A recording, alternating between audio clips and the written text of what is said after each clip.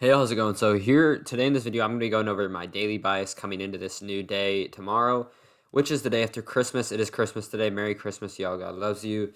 And yeah, so let's just get right into this. Tomorrow, I'm going to be playing it extra safe just because it's the day after Christmas, which, if y'all don't know, is a bank holiday. If y'all are new to the game, just make sure on bank holidays you are extra careful. Don't actually trade on the holidays, but be careful the whole week after or the whole end of the week, pretty much. New week, next week, I'll be trading more comfortably, but this week I'm just going to kind of play into consideration. So yeah, let's get right into this. So on the daily time frame, I don't really care too much about this. It's just another confirmation. So we are in equilibrium, and it is December. Now remember, December sells are what I'm looking for, but it is after Christmas, and people love to sell their stocks and sell their stocks in New York Exchange before New Year's. So I don't know how I'm going to go about this. I'm going to play it super safe, but right now I'm just kind of looking for the setup that's most obvious, which is the A+. So we are in equilibrium. I might look for retracement to one of these gaps that I marked out, which I will be showing you guys going more in depth on. So let's mark out equilibrium. Right here, boom, 0.5 mark. Right here, equilibrium. So let's mark that as equilibrium. So like this. This out. Equilibrium. Harry, if you're watching this, which is someone that's someone who's locking in, comment down below, just to make sure, just to see if you're watching this. So here, okay, here's the equilibrium. That's what I'm looking because price is balanced out above equilibrium, but I don't really think I think it's kind of just going to inverse. It's not going to really worry about it, so I'm not too worried about equilibrium. I think price doesn't care about that right now just because it's such a high time frame. So, okay, let's see. I'm going to actually delete this now. I don't really care about that. So, on the 4-hour, we see this 4-hour gap right here. This is a good point because it hasn't been tapped into, and this point could be a really good retracement later on, which I know it's not going to get hit anytime soon. It's just good to have it there just to mark out and see what price is wanting to do.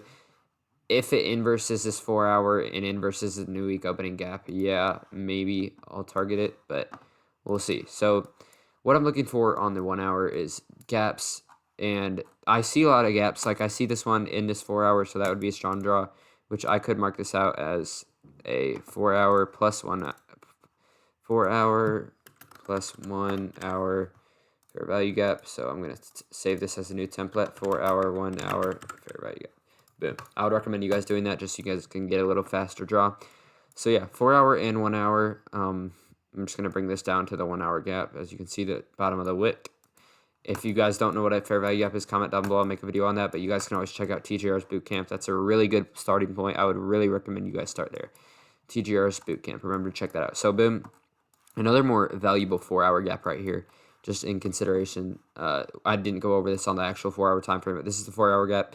It's visible on the 4-hour time frame, obviously, and we haven't tapped into it. So what I'm considering with this is that if price would love to close below this low, I'm looking for a retracement to the 1-hour.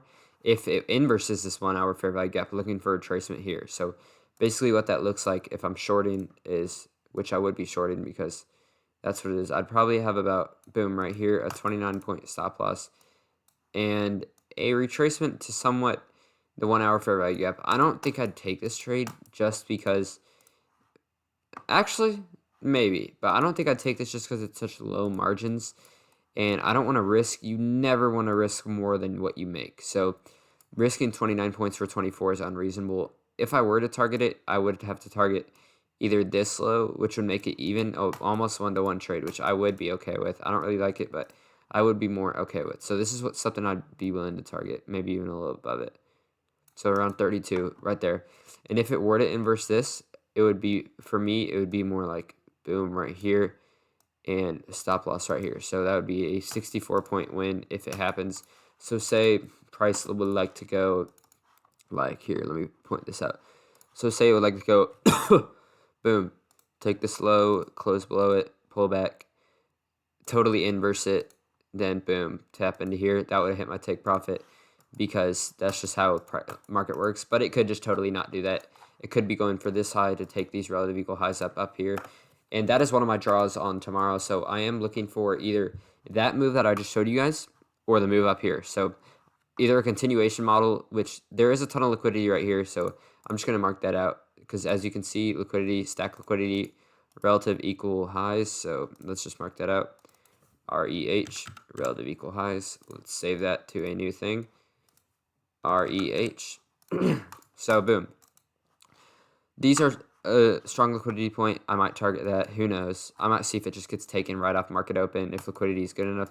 But these are the draws that I really want. This is a super strong draw, just because it's 4 huge wicks that are like, these are some big point wicks. Remind you, we're on the 1 hour time frame still. So this is a good point of liquidity that I want to see hit. So let's move to the 5 minute.